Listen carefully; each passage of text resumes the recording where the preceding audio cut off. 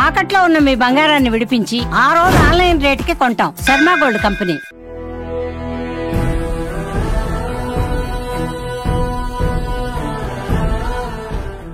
మనతో పాటు బ్రహ్మశ్రీ చాగంటి కోటేశ్వరరావు గారు ఉన్నారు. ఆంధ్రప్రదేశ్ ప్రభుత్వం ప్రతిష్టాత్మకమైన సలహాదారు పదవిని అందజేశారు. నమస్కారం. అయ్యా నమస్కారం. మీరు ఇప్పుడు నాయకత్వ లక్షణాలు ఏర్పడటం, రీడర్షిప్ రెండూ ఉన్నాయి మీకు. ఇవి ఎలా వచ్చాయి, ఎలా ఏర్పడ్డాయి? అలా ఏర్పడడానికి కారణం మాత్రం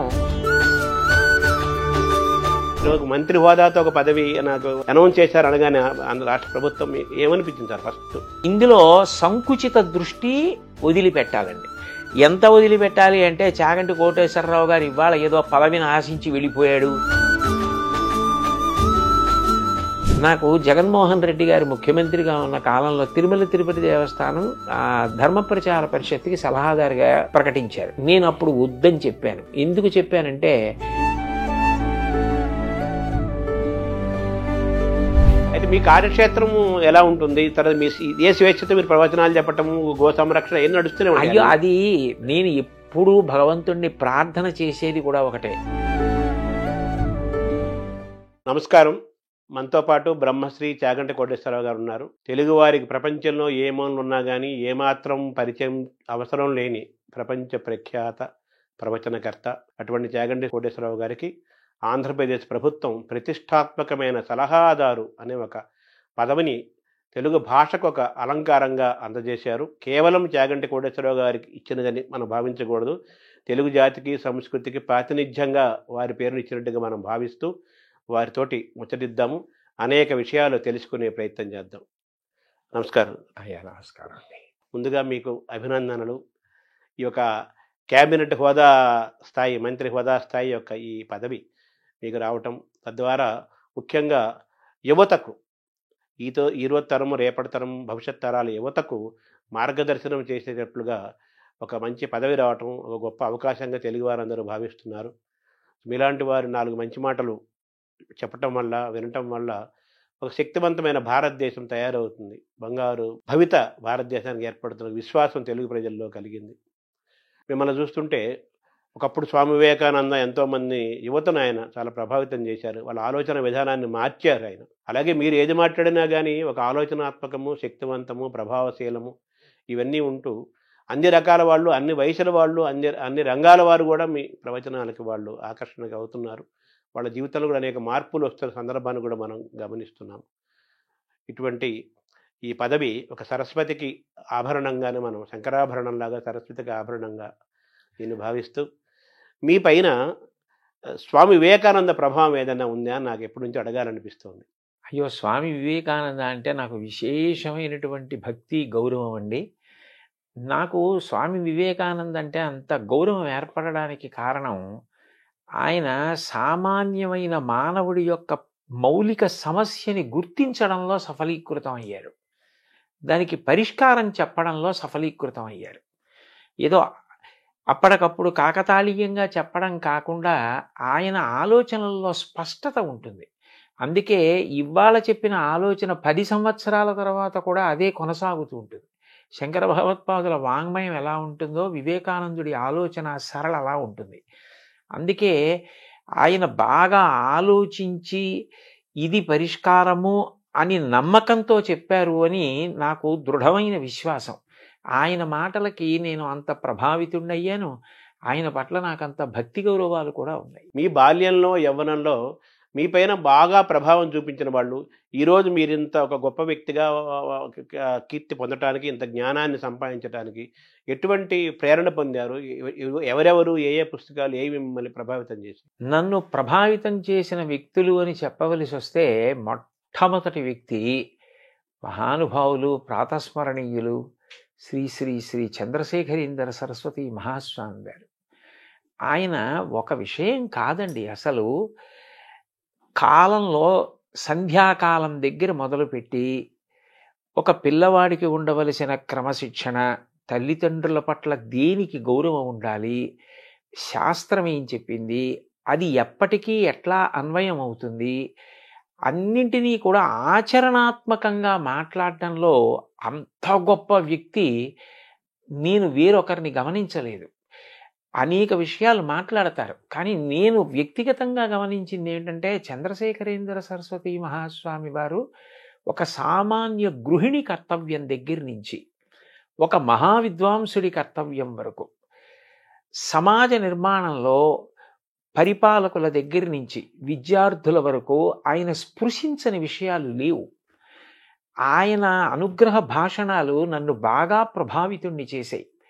ఆ పైన మా గురువుగారు రామాయణ భారత భాగవతాది గ్రంథాల గురించి మాట్లాడేటప్పుడు వారు పరవశంతో చెప్పినటువంటి కొన్ని మాటలు నన్ను ఆ ఇతిహాసాలు, కావ్యాలు, పురాణాల వైపుకి బాగా ఆకర్షితుణ్ణి అయ్యేటట్లుగా చేశాయి. వీళ్ళు నన్ను బాగా ప్రభావితం చేసిన వ్యక్తులు. ఇందులో ఒకరిని నేను చూడలేదు. ఆశ్చర్యం.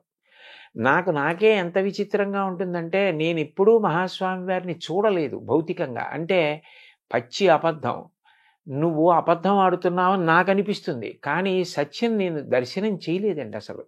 కానీ అనుక్షణం వారు నాతో ఉన్నారన్న భావన, అనుక్షణం నేను ఏది చేసినా నాకు తెలియకుండానే జీవితంలో ఏది అలవాటైపోయిందంటే, ఇది స్వామివారు అంగీకరిస్తారా, నేను ఇలా చేశానని తెలిస్తే ఇంకేమైనా ఉందా అని ఒక ఆరోగ్యవంతమైన భయం నాకు ఏర్పడడానికి ఆయన కారణం అయ్యారు. నాకు తెలియకుండా నేను ఆయనకి జవాబుదారీ అయిపోయాను ఏమిటో. అందుకని నేను చేసే ప్రతి పని మీద, నేను మాట్లాడే మాటల మీద ఆయన ప్రభావం చాలా ఎక్కువ ఉంటుంది.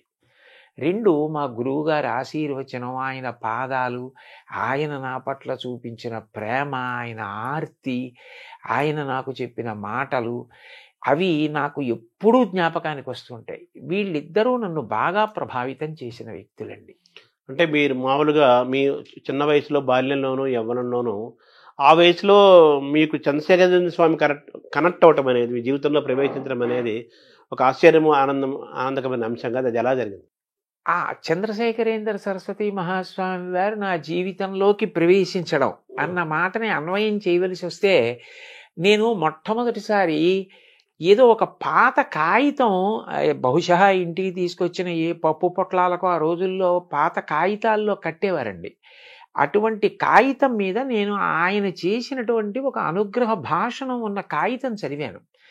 దాని మీద ఆయన బొమ్మ ఉంది. నాకు అది ఎంత ప్రభావితుణ్ణి చేసిందంటే నాకు చాలా ఆశ్చర్యం వేసింది. ఆయన భజగోవింద శ్లోకాల్లో ఒక శ్లోకం గురించి మాట్లాడింది. అది మొట్టమొదట నన్ను అసలు భజగోవిందం అంటే ఏమిటి, ఆ శ్లోకాలు ఏమిటి, అవి ఏమిటో వినాలి, అవి ఏమిటో చదవాలి అని అనురక్తి కలిగింది.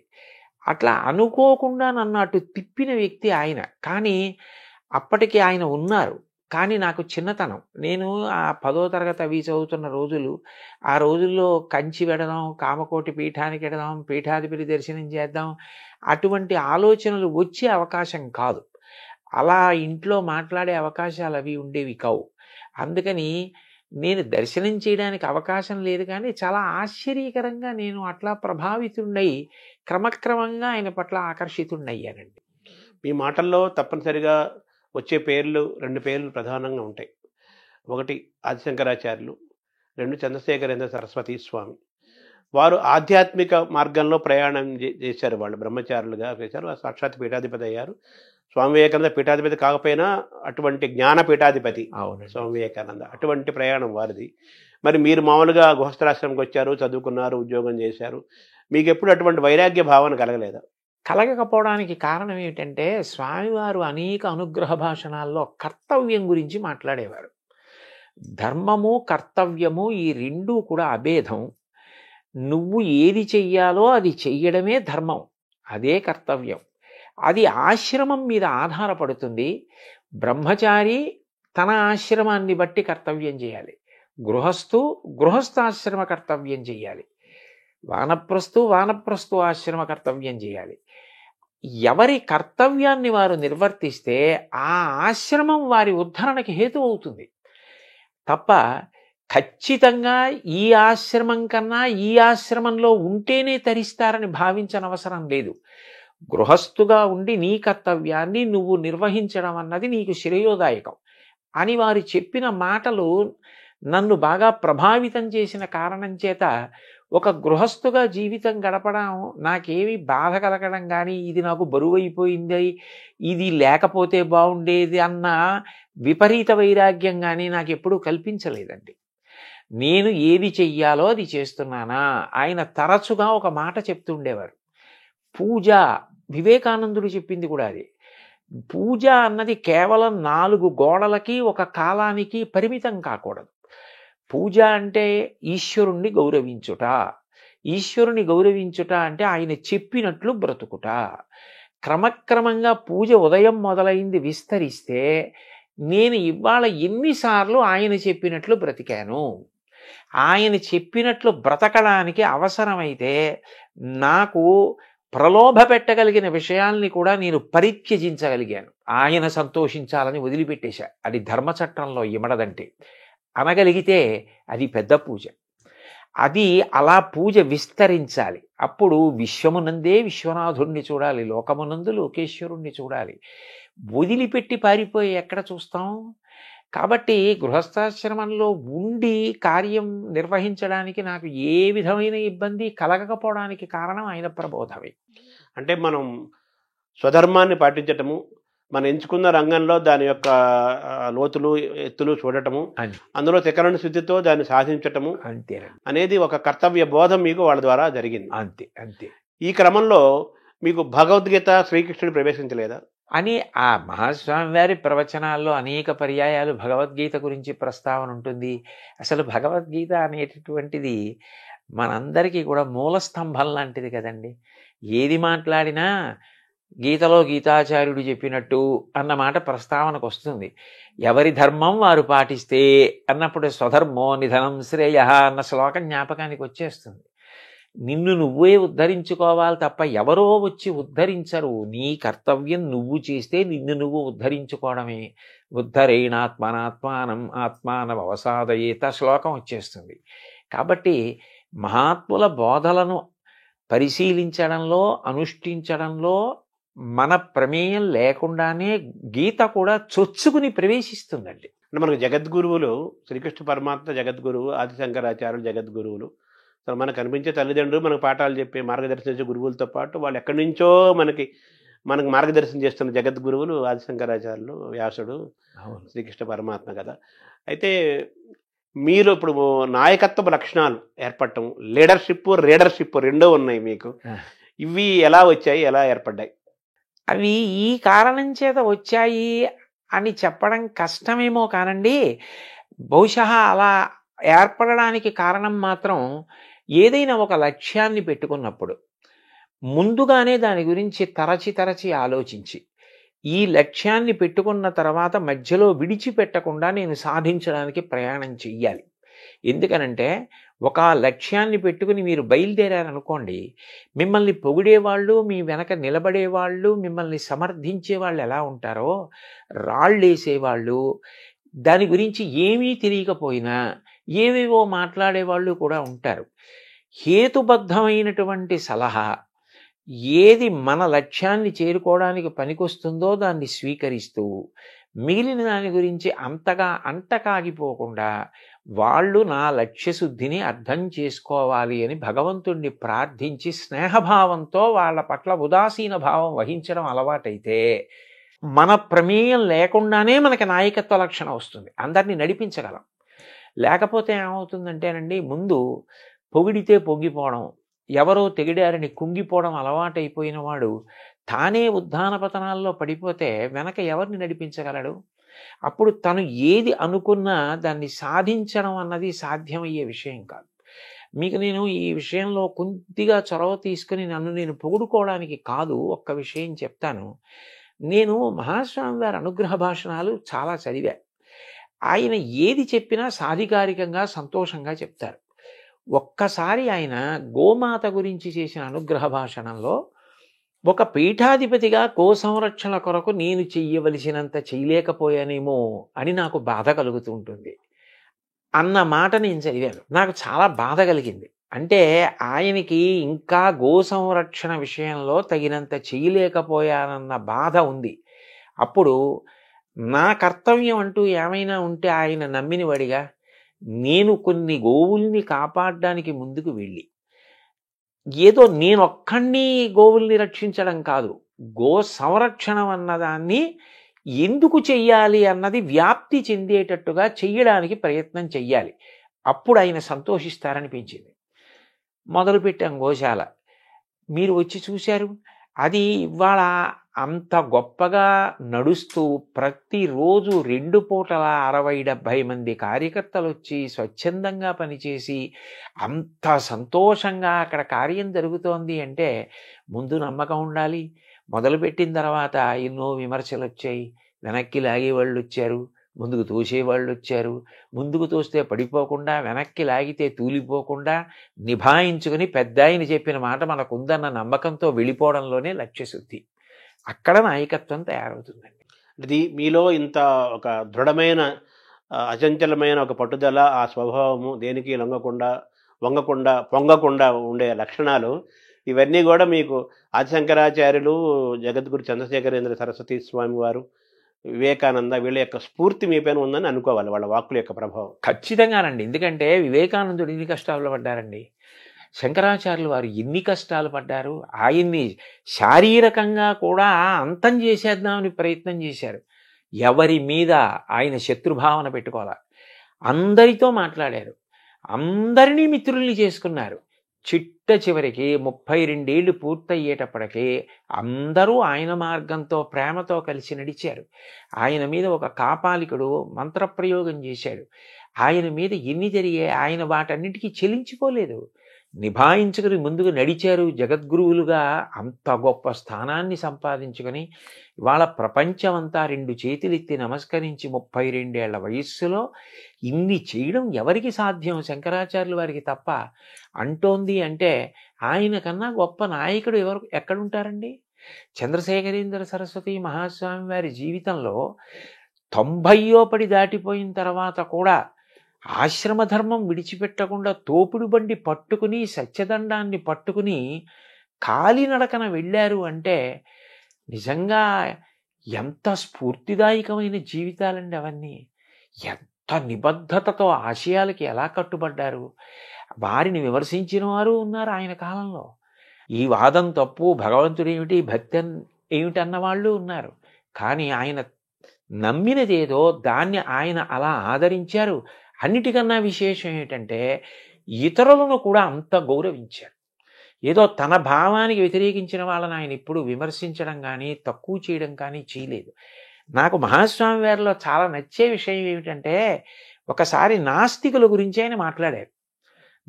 ఆయన అన్నారు, భగవంతుడు ఉన్నాడు అని నమ్ముతున్నానని చెప్పి పాపం చేసేవాడి కన్నా లేడు అని చెప్పి లేడన్న భావనతో బతికేవాడు ఒక మెట్టు పైనున్నవాడే కదా. ఎంత గొప్ప స్పష్టత అండి. మనకంటే వాడు ఎక్కువ ఆలోచించాడని స్పష్టతే కదా. ఆయన సిద్ధాంతానికి కట్టుబడ్డాడు. ఆయన నీ సిద్ధాంతానికి నువ్వు ఎక్కడ కట్టుబడ్డావు? ఉన్నాడు అంటున్నావు. ఉన్నాడు అని అంటున్నప్పుడు ఉన్నాడన్నవాడి పట్ల భక్తి భయాలతో నువ్వు అట్లాగే గౌరవంగా బ్రతకాలి. మరి నువ్వు పాపం వైపు అందుకు అనురక్తుడవుతున్నావు, అలా అవ్వకూడదు కదా అని ఇటువైపున ప్రబోధము చేస్తూ అటువైపు ఒక సిద్ధాంతానికి నమ్మితే కట్టుబడ్డం అన్నది ఏదైనా కూడా అది వాళ్ళ గొప్పతనము అని చెప్పి పొగుడుతూ మాట్లాడడం నిజంగా ఆయన సామరస్యానికి, ఆయన మంచితనానికి, అవగాహనకి ఎంత మంచి ఉదాహరణ అండి. ఇప్పుడు మీరు చంద్రశేఖర సరస్వామి చెప్పి ఆదిశంకరాచార్యులు కూడా ఆ సీతాచలము కాలినడక నడిచి అనేక పీఠాలు స్థాపించి ఎంతో జ్ఞానాన్ని మనకు పంచి ఒక 1,00,000 మంది కలిసి కొన్ని వేల సంవత్సరాలు చేయని పని ఒక్కడు చేశారు కదా. అవునండి. ఆయన ప్రభావం చంద్రశేఖర సరస్వతి స్వామి మీద తప్పనిసరిగా ఉంటుంది కదా. ఖచ్చితంగా వారందరి ప్రభావం మీ పైన ఉంది. అవునండి. అంతే కదా.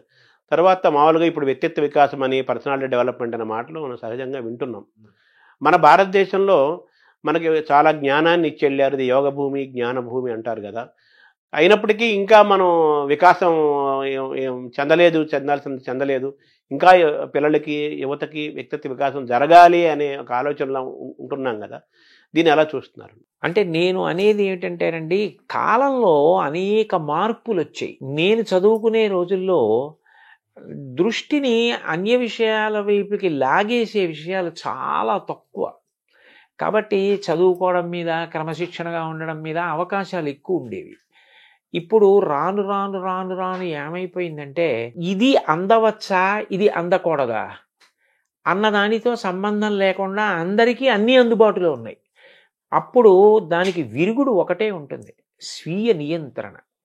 ఎవరికి వారే ఇది నాకు ఇప్పుడు అనవసరం, నేను దాని జోలికి వెళ్ళకూడదు. అది నాకు అందుబాటులో ఉండొచ్చు, అది వేరు విషయం. అది అందుబాటులో ఉందని దాని జోలికి నేను వెళ్ళకూడదు అని నియంత్రించుకుంటే తప్ప విద్యార్థి తాను చేయవలసిన పని తాను చేసి కుటుంబాన్ని రేపొద్దున్న ఆదుకోవాలి, పెద్దవాడై దేశ గౌరవాన్ని నిలబెట్టాలి. స్వీయ నియంత్రణ పిల్లవాడికి బాగా అర్థం అవ్వాలి అంటే పాఠ్యాంశాలతో పాటుగా దాని అవసరం. అట్లా ఎవరెవరు నియంత్రించుకుంటే మహాపురుషులు కాగలిగారు, ఎక్కడ వాళ్ళు జారిపోలేదు అన్న విషయాన్ని చెప్పడం మన కర్తవ్యం అండి. అది మనం చెప్పగలిగితే వాళ్ళు ప్రతిదాన్ని పనికొచ్చేటట్టుగా ఉపయోగించుకుంటారు. అట్లా ఉపయోగించుకున్నారనుకోండి, చక్కగా వాళ్ళు వృద్ధిలోకి వస్తారు, దేశానికి పేరు ప్రఖ్యాతులు వస్తాయి, తల్లిదండ్రులు సంతోషంగా ఉంటారు. నేను 2 పిల్లల్ని పెంచాను, పెద్ద చేశాను, చదివించాను, ఇప్పుడు మనవలు చదువుకుంటున్నారు. ఒకటి తాతగారి స్థాయికి వచ్చేసాను కాబట్టి ఆ అనుభవం ఉంది. 2 కొన్ని వేల ఆధ్యాత్మిక ప్రవచనాలు చేశా. పిల్లలకి చెప్పడం అన్నది నాకు ఎందుకు ఇష్టం అంటే పిల్లలలో తప్పు ఒప్పుకునే లక్షణం ఉంటుంది. ఎందరో పిల్లలు ఒక విషయాన్ని గురించి మాట్లాడిన తర్వాత వచ్చి మేము ఈ తప్పు చేశామండి, ఇప్పుడు మీరు చెప్పిన తర్వాత మాకు అర్థమైంది, ఇంకా మేము ఈ తప్పు చేయదలుచుకోవట్లేదు, మేము మారాలనుకుంటున్నాం, మేము నిబద్ధతతో నిలబడాలనుకుంటున్నాం అని మారిన వాళ్ళు, మారి వాళ్ళ లక్ష్యాలు సాధించిన వాళ్ళు అనేక మంది నా దగ్గరికి వచ్చి నేను అడగకపోయినా చెప్పిన వాళ్ళు ఉన్నారు. అంటే పిల్లల్లో మార్పుకి ఒక మాట కారణం అవుతోంది కదా. అయినప్పుడు అది చెప్పవలసిన అవసరం ఉంది. కాబట్టి ఇది ఒకప్పుడు అవసరం, ఒకప్పుడు అవసరం లేదన్న మాట ఉండదు, ఎప్పుడూ అవసరమై ఉంటుంది. అందున స్వీయ నియంత్రణ యొక్క అవసరం పెరిగే కొద్దీ ఇటువంటివి చెప్పవలసిన అవసరం కూడా అంత అవసరం పెరుగుతూ ఉంటుందండి. అంటే కాలమాన పరిస్థితుల్లో అన్ని మార్పులు వస్తుంటే కొన్ని దూరం అవుతాయి, కొన్ని దగ్గర అవుతుంటాయి. అది కాలమాన పరిస్థితుల్లో వేల సంవత్సరాల మానవ పరిణామ క్రమంలో కృతయుగం నుంచి ఈ నేటి యుగం వరకు సహజంగా జరిగే ప్రక్రియ. అది కాలం గొప్పది కదా బేసిక్గా. అయితే ఇప్పుడున్న వాతావరణంలో, ఇప్పుడున్న ఈ టెక్నాలజీ, మొబైల్ ఫోన్లు, ఇంటర్నెట్లు, సినిమాలు, మీరు అన్నట్టుగానే మనల్ని ఆకర్షించే అంశాలు చాలా ఉన్నాయి యూత్ని, పిల్లల్ని. ఇప్పుడు పిల్లల్ని దారిలో తీసుకురావటం, వాళ్ళు ఎంచుకున్న విద్యలో వారు రాణించడంతో పాటు మంచి ఉద్యోగం తెచ్చుకొని ఎదగటంతో పాటు సమాజం పట్ల, దేశం పట్ల ఒక బాధ్యతగా ఉండటం, తయారవటం, భారతీయుడికి ఉండాల్సిన లక్షణాలన్నీ ఉంచుకుంటూ పుచ్చుకొని తయారవటం అనేది ఈ యొక్క సవాల్ లాంటిది కదా మీలాంటి వాళ్ళకి చెప్పటం కోసం అంటున్నాను సార్. సవాల్ అవదా అది ప్రస్తుత వాతావరణంలో? ఎట్టి పరిస్థితుల్లోనూ అవదండి. ఎందుకనంటే అక్కడ ఒకే ఒక్క విషయం ఏమిటంటే, నేను ఎప్పుడైనా పిల్లలకి చెప్పడానికి వెడితే నన్ను నేను వాళ్ళ మేనమామగా ఊహించుకుని పెడతాను. ఒక మేనమామకి ఏముంటుంది, సహజమైనటువంటి ప్రేమ. అయ్యో వీడు నా అక్క కొడుకు, వీడు నా చెల్లెలి కొడుకు, వీడు బాగుపడాలి కాబట్టి వీడికి అనునయంగా చెప్దాం, వీడికి 4 మంచి మాటలు చెప్దాం, ఇవాళ చెప్దాం, రేపు చెప్దాం, ఎల్లుండి చెప్దాం, వీడి తలకెక్కుతాయి. ఇప్పుడు వీడి తప్పు చేయకపోయినా రేపట్లాంటి తప్పు చెయ్యకుండా వీడిని నిగ్రహిస్తాయి. కాబట్టి నేను కనపడ్డప్పుడల్లా వీడికో 4 మంచి మాటలు చెప్తూ ఉండాలి అని ఎవరికి ఉంటుంది? మేనమామల ముద్దు మీలైన ముద్దు అని లోకంలో సామెత. మేనమామకి అది సహజమైన ప్రేమ. అది ఆ ప్రేమ ఏం చేస్తుందంటే చెప్పేటప్పుడు బరువు తెలియనివ్వదు. వాడు వృద్ధిలోకి రావాలన్న ప్రేమ, చెప్పాలన్న తృష్ణ పెంచుతుంది. నన్ను నేను మేనమామగా భావించుకోవడంలో, ఇన్నిసార్లు నేను పిల్లలకి చెప్పడంలో అంత సంతోషం కలిగిందండి. అందుకే ఇప్పుడు కూడా నేను యథార్థానికి నాకు ప్రభుత్వం వారు ఇచ్చింది ఏ స్థాయి అయినా నేను మనసులో భావన చేసేది మాత్రం ఏ పిల్లలకి చెప్పినా మేనమామగా భావన చేసుకుని వెళ్ళి చెప్తాను. ఢిల్లీకి ప్రభు అయినా తల్లికి కొడుకే అన్నట్టుగా మీరు ఎక్కడున్నా వాళ్ళకి మేనమామ, వాళ్ళు మీ మేనకోడళ్ళు, మేనల్లుళ్ళు, ఆ భావనతోనే చెప్తానండి. అంటే తల్లితో సమానం కదా మేనమామ అంటే. అంతే. అయితే మీరు వివేకానంద గురించి మాట్లాడుకున్నాం, మనం తప్పనిసరిగా మాట్లాడుకోవాలి యువతానుగానే. ఆయన మెంటల్ ఫిట్నెస్, ఫిజికల్ ఫిట్నెస్, శారీరకంగాను మానసికంగాను మనం దృఢంగా ఉండాలి అంటారు కదా. మీరు మీ మీ ప్రయాణంలో, మీ బాల్యం నుంచి, యవ్వనం నుంచి మీ ప్రయాణంలో మానసికమైన ప్రయాణం కోసం మీరు పుస్తకాలు చదివారు, జ్ఞానాన్ని ఆశ్రయించారు, గురువుల్ని ఆశ్రయించారు. శారీరకమైన దృఢత్వానికి మీరు ఏం చేశారు? మాకు చిన్నతనంలో ఆటలు ఆడుకోవడానికి చాలా విశేషమైన అవకాశం ఉండేదండి. పాఠశాలలో చూస్తే చాలా పెద్ద క్రీడా ప్రాంగణం. నాకు బాగా జ్ఞాపకం, మా చిన్నతనంలో మాకు తెలుగు పాఠం చెప్పేవారు. ఆయన తరచుగా ఓ మాట అనేవారు, "ఒరేయ్, ఆట ఆడుకునేటప్పుడు ఇక్కడ నిలబడి అవుట్ నాట్ అవుట్ అని అరిస్తే అంత దూరం వినపడాలరా. అలా అరిచి మాట్లాడితే రేపు పొద్దున్న సభలో 2 గంటలు మాట్లాడినా మధ్యలో మంచినీళ్ళు తాగవరా" అనేవారు. ఆయన ఎందుకు అనేవారు, ఆయన ఏది దృష్టిలో పెట్టుకున్నారో, ఏ భవిష్యత్తు దర్శనం చేశారో నాకు తెలియదు కానండి, అట్లా హాయిగా ఆడుకునేవాళ్ళం, అంత సంతోషంగా ఆడుకునేవాళ్ళం. ఆ ఆటలు మాకు ప్రత్యేకంగా వ్యాయామము అన్న అవసరం లేకుండానే ఎంతో సంతోషంగా శరీరానికి ఒక రకమైన బలాన్ని ఇవ్వడంలో, చక్కగా 4 చోట్లకి ప్రయాణం చేయడానికి, ఓ 2 గంటలు కూర్చుని మాట్లాడడానికి ఇబ్బంది లేని పరిస్థితిని కల్పించాయి. అయితే వయస్సుతో పాటు కాలక్రమంలో శరీరం శిథిలం అవుతుందనుకోండి. ఇప్పుడు నాకు కొద్దిగా మోకాళ్ళ నొప్పులు వచ్చాయి. అవి కాలంలో రావలసిందే, అదో ఆభరణం కాలంలో రాకపోతే ఆశ్చర్యం, కానీ వస్తే ఆశ్చర్యం లేదు. కళ్ళజోడు వచ్చింది, కానీ ఇంతకాలం నుంచి శరీరం సహకరించింది అంటే దానికి మేము ఆడుకున్న ఆటలు ప్రధానమైన కారణం. పిల్లలకి శరీర నిర్మాణంలో క్రీడలు అనేటటువంటివి ఎంతో ప్రాముఖ్యత వహిస్తాయండి. వాళ్ళకి అంతకన్నా సంతోషం ఇంకోటి ఉండదు. అంటే పిల్లలను, యువతని తీర్చిదిద్దే ఒక బృహత్తరమైన బాధ్యత మీరు తీసుకున్నారు. ప్రభుత్వం కూడా మీకు చాలా గౌరవంగా, ఎంతో ప్రేమగా, వినయంగా మీకు అది అప్పచెప్పింది. అయితే మీరు చదువుకున్న కాలానికి కాలం మారుతోంది, విద్యా విధానం కూడా అంత అనుకూలంగా కనిపించట్లేదు కదా. ఈ ఆటలు పట్టడం సేపటి చదువు చదువు చదువు, లేదా ఎంసెట్, లేదా సాఫ్ట్వేరు, ఈ మాటలే వినిపిస్తున్నాయి తప్పితే చదువు, జ్ఞానము, సంగీతము, కళలు, ఈ ఆల్రౌండ్ డెవలప్మెంటు, పరిపూర్ణ వ్యక్తిత్వ నిర్మాణము, ఇవన్నీ కూడా దూరం అవుతూ, మీరంటే ఆటలు దూరమైనవి, చాలా దూరం అవుతున్నాయి కదా. సో యువత బాగా తయారవ్వాలి, బాల్యంలో మంచి ఒక పరిణామం ఏర్పడాలి అంటే ఆటలు చాలా ముఖ్యమైన, కళలు ముఖ్యం కదా.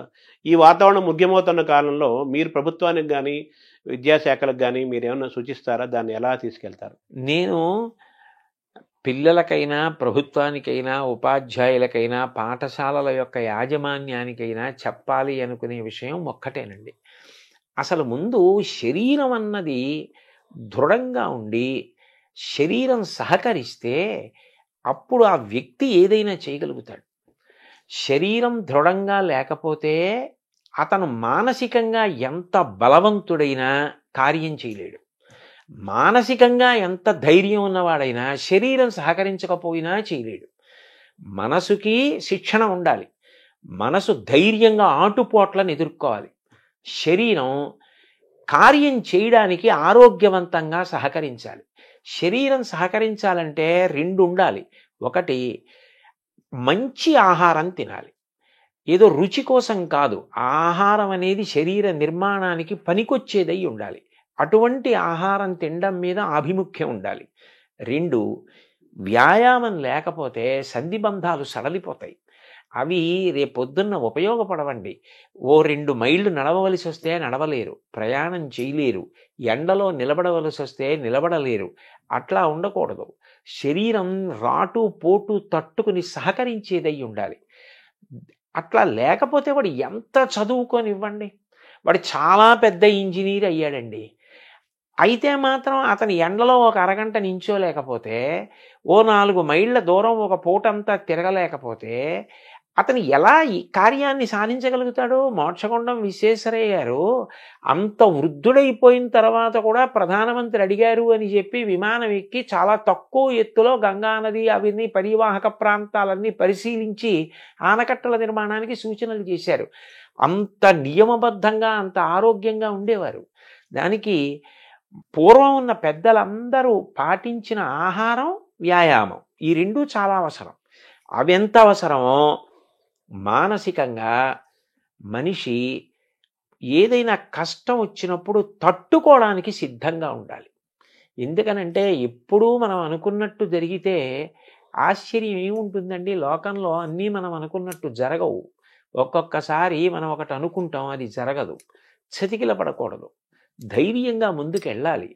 దానికి పిల్లలకి మానసికంగా ఉత్సాహం కల్పించాలి, శారీరకంగా దృఢత్వం పొందడానికి ఆ అవకాశం కూడా కల్పించాలి. అంటే ప్రస్తుత విద్యా విధానంలో ఇంకొన్ని కాలేజీలు, కొన్ని స్కూల్స్లో ఏసీ బస్సులు, ఏసీ రూములు, అంతా ఏసీమైపోయి సుఖమయమైపోయిన ఏదో స్టార్ హోటల్స్ లాగా ఉన్న వాతావరణంలో ఏదన్నట్టుగా ఎండకు ఎండి, వానకు తడిసి, గాలికి తిరిగి, ఆ ప్రకృతికి ఫేస్ చేసి అన్నింటినీ తట్టుకోగలిగే మానసికంగా, శారీరకంగా తట్టుకునే శక్తి ఒకప్పుడు ఉండేది. అవునండి. దానికి దూరం అవుతున్నారు కదా. అవును. సో మీరు ఒక బాధ్యత గల ఒక కేబినెట్ మంత్రి హోదాలో మీరు వస్తున్నారు కాబట్టి ప్రభుత్వాలకి, అట్లీస్ట్ మన ఆంధ్రప్రదేశ్ ప్రభుత్వానికైనా కానీ ఇవన్నీ అవసరం చాలా ఉంది కాబట్టి మళ్ళీ ఒకప్పుడు వాతావరణానికి దగ్గర చేయాల్సిన అవసరం కూడా ఉందనిపిస్తుంది కదా. అవునండి. అవునవును. అవును. సో ఇవి కూడా మీరు తెలియజేసే అవకాశం ఉందా? అయ్యో తప్పకుండా. వారు నన్ను అంత ప్రేమగా మీరు మాకు సూచనలు చెయ్యండి అని అడిగినప్పుడు ఇవి అవసరమో అని ఏది నేను నమ్మానో అది చెప్పడంలో తడబాటే ఉండదండి. తప్పకుండా చెప్తాను. అంటే తర్వాత మీకు ఇచ్చినది కూడా మీకు ఎంతో, మీకు బాగా గో సంరక్షణ ఇష్టమైన అంశం, యువత అంటే మీకు చాలా ఇష్టము, మీకు చాలా ఎంతో ఇష్టమైంది అంశమే మీకు వచ్చింది అనుకోకుండా. అవునండి. అవును. ఇది మీ మనసుకి ఇష్టమైన అంశం, చెప్పాలనుకున్న అంశానికి దానికి ఒక అధికారికమైన ముద్రపడింది అంతే. అవును. అవును కదా. అవును. సో అయితే మన ఈ పెంపకంలో యువతను, బాల్యులను, పిల్లల్ని తయారు చేసే క్రమంలో పెంపకం కూడా చాలా ఇంపార్టెంట్. అవును. అవును. అక్కడ కూడా ఇప్పుడు ఒకప్పుడు వాతావరణం లేదు కదా, లోపం జరుగుతోంది కదా. అవును.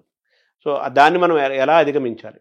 అది తల్లిదండ్రులకి సహజంగా భగవంతుడిచ్చిన గొప్ప వరం ఏమిటంటే పిల్లలలో అంతర్లీనంగా ఉన్నటువంటి నైపుణ్యాన్ని గుర్తించగలిగిన లక్షణం ఉంటుందండి. ఇప్పుడు సర్ ఆర్థర్ కాటన్ అంత గొప్ప ప్రాజెక్టు ఆ బ్యారేజ్ కట్టారు. దానివల్ల లక్షల ఎకరాల సాగు జరుగుతోంది. చిన్నతనంలో హోర్న వాన పడుతుంటే ఆయన అన్నగారితో కలిసి వీధిలో నడుస్తుంటే వర్షపు నీరు వస్తుంటే దాన్ని ఆయన పుల్ల ముక్క తీసుకుని చిన్న చిన్న కాలవలుగా కలిపి ఆ ప్రవాహాన్ని అంతటినీ పెద్దది చేసి పల్లం వైపుగా నడిపించడం చూసి అన్నగారు వెళ్ళి తండ్రికి చెప్తే వీడికి నీటి ప్రవాహాన్ని నియంత్రించడం, పల్లం వైపుకి నడిపించడం ఇష్టమని ఇరిగేషన్ వైపుకి చదివించారు.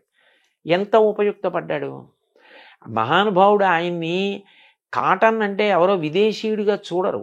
ఉభయ గోదావరి జిల్లాల్లో మీకు ఎన్ని విగ్రహాలు కనపడతాయో.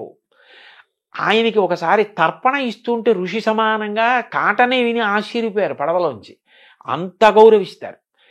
అంటే తల్లిదండ్రులు గుర్తించబట్టే కదా. రవీంద్రనాథ్ ఠాగూర్ గారిలో చిన్నప్పటి నుంచి కవిత్వం మీద ఆసక్తి ఉందని దేవేంద్రనాథ్ ఠాగూర్ గుర్తించి కవిత్వం వ్రాయడానికి అవకాశం కల్పించబట్టి కదా సాహిత్యంలో నోబెల్ ప్రైజ్ వచ్చింది. తల్లిదండ్రులు ఎంతసేపు వీడు ఇదే కావాలి అన్న ఆలోచన కాకుండా పిల్లల్లో అంతర్లీనంగా ఉన్న నైపుణ్యాన్ని గుర్తించగలిగితే ఓ చిట్టిబాబు గారు లాంటి వైణికుడు వస్తాడు, ఒక బాలమురళీకృష్ణ గారు లాంటి గానగంధర్వుడు వస్తాడు, ఓ ఘంటసాల వెంకటేశ్వరరావు గారు వస్తారు, అట్లాగే ఒక గొప్ప శిల్పి జక్కన లాంటి శిల్పి వస్తాడు. వాళ్ళకి అసలు అనేక విషయాలు పిల్లలకి చూపించి వాళ్ళ అనురక్తి దేని వైపు నిలబడుతోందో అటువైపు ప్రోత్సహిస్తే మళ్ళీ అన్ని రంగాల్లోనూ వృద్ధి ఉండాలి కదండి. ఇప్పుడు ఆంధ్రదేశం అంటే ఒకప్పుడు విశ్వనాథ సత్యనారాయణ గారు, గుర్రం జాషువా గారు, కొప్పరపు కవులు వాళ్ళందరూ రాసిన గ్రంథాలు, ఆ పద్యాలు, పుస్తకాలు ఎంత చెప్పుకుంటాం. అట్లాంటి కవులు రావాలి, గాయకులు రావాలి, వైణికులు రావాలి, సంగీత విద్వాంసులు రావాలి, రచయితలు రావాలి, చిన్న కథలు తెలుగుదేశానికి పెద్ద ఆస్తి, ఆంధ్రదేశానికి చిన్న కథ అంటే అంత గొప్పది. శ్రీపాద సుబ్రహ్మణ్య శాస్త్రి గారు చిన్న కథలు రాసేవాళ్ళు రావాలి. ఎవరిలో ఏ నైపుణ్యం ఉందో గుర్తించగలగడం తల్లిదండ్రులకే సాధ్యం. మొదట వాళ్ళకే తెలుస్తుంది. అంటే ఇప్పుడు ఆ వాతావరణం మారుతుంది, స్కూల్ వాతావరణం మారుతుంది, ఆటలు పోతున్నాయి, కళలు పోతున్నాయి, సంస్కృతి మిస్ అవుతున్నాం. అలాగే ఇంట్లో పెంపకంలో కూడా పిల్లల వైపు చూస్తూ తల్లిదండ్రులు వాళ్ళని గమనించటము, వాళ్ళ శ్రద్ధాశక్తులు, వాళ్ళకి ఏదో ఆసక్తి ఉంది, ఇందులో వీళ్ళు పైకి వస్తారనే ఆలోచనలు, ఇవన్నీ కూడా తగ్గిపోతున్న కాలంలో మనం ఉన్నాం కదా. సో మీ ఇదిలో మీరు చేయగలిగినంత మీరు చేస్తారు. సహజంగా కూడా అటు ప్రభుత్వ విద్యా వ్యవస్థ, ఇటుపక్క పిల్లల పెంపకము, ఇంకో పక్క పిల్లలు, ఈ మూడింటి మధ్య బాగుంటుందండి. కలిస్తేనే చాలా బాగుంటుంది. అది ఎందుకనంటే ఈ రంగంలోకి వెడితే అతను అప్రయోజకుడైపోతాడు, అతను ఏమీ సాధించలేడు అన్న భావన పెట్టుకోక్కర్లేదు. సంగీతంలోకి వెళ్ళి కూడా ప్రపంచ ప్రఖ్యాతి పొందినటువంటి వాళ్ళు అనేక మంది ఉన్నారు. అందులో కూడా ఆర్థికంగా ఏమీ ఆర్జన ఉండదు అనుకోవడానికి కూడా వీల్లేదు. అందులోకి వెళ్ళి ఆర్థికంగా నిలదొక్కుని చక్కగా సంతోషంగా హాయిగా జీవనం గడిపిన వాళ్ళు ఉన్నారు. కాబట్టి ఇవాళ ఏ రంగానికి కూడా నిజంగా చెప్పాలంటేనండి, ఇందులోకి వెడితే ఆర్జన ఉండదన్న రంగం నాకు తెలిసి ఏవీ లేవు. మనిషి బాగా నిలదొక్కుని నైపుణ్యం సంపాదించాలి తప్ప ఒక వైణికుడిగా ఎంత స్థాయికైనా వెళ్ళచ్చు, ఒక గాయకుడిగా ఎంత స్థాయికైనా వెళ్ళచ్చు, ఒక విద్వాంసుడిగా, ఒక కవిగా, ఒక రచయితగా, ఒక వ్యాఖ్యాతగా ఎంత స్థానాన్నైనా పొందవచ్చు. అంటే మనం ఏ రంగాన్ని ఎంచుకున్నా, ఏ పని చేసినా అందులో హైట్స్ చూడాలి, ఎక్సెల్ అవ్వాలి అనే ఒక పట్టుదల ఆ మనిషిలో ఉండాలి. పిల్లల్ని అది వాళ్ళలో ఉందన్నప్పుడు తల్లిదండ్రులు ప్రోత్సహించడం కూడా అవసరం. చాలా ముఖ్యం, చాలా ముఖ్యం అండి. స్వామి వివేకానంద అన్నారు కదా, నాకు ఇల్లు ఊడ్చే ఉద్యోగం వస్తే ఎవరు ఊడ్చనంతగా ఇల్లు ఊడుస్తాను అన్నారు.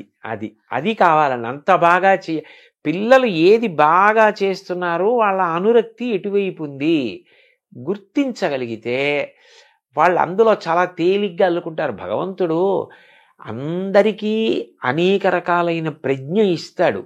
ఆ ప్రజ్ఞని చంపేయకుండా అది వృద్ధిలోకి వచ్చేటట్టు చేస్తే వాళ్ళు ఏ స్థాయికైనా వెడతారండి. అంటే ఎథిక్స్, వాల్యూస్ దీనికి అడ్వైజర్గా మీరు నియమించబడ్డారు. ఎథిక్స్, వాల్యూస్ పిల్లలకు బోధించడంతో పాటు తల్లిదండ్రులకు కూడా బోధించాల్సిన అవసరం ఉంది కదా, అదేమైనా చేపడతారు? ముఖ్యం ఒక్కడి నుంచి స్టార్ట్ చేయాలంటున్నారు. తప్పకుండా అది పిల్లలకి చెప్పేటప్పుడే ఇప్పుడు మీరు అడిగిన ప్రశ్నకి జవాబుగా నేను చెప్తున్నది ఏదుందో అది తల్లిదండ్రులందరికీ నేను చేస్తున్న ప్రార్థనే. పిల్లల విషయంలో వాళ్ళకి దేని మీద అనురక్తి ఉందో దాన్ని గమనించండి. ఆ అనురక్తి వైపుకి వాళ్ళని నడిపించడం చాలా తేలిక. అట్లా నడిపిస్తే వాళ్ళు వృద్ధిలోకి వస్తారు. బాబుగారు చిన్నప్పుడు బొగ్గట్టుకుని బొమ్మలు గీస్తే వాళ్ళ అమ్మగారు ప్రోత్సహిస్తే కదా అంత గొప్ప చిత్రకారుడు అయ్యారు.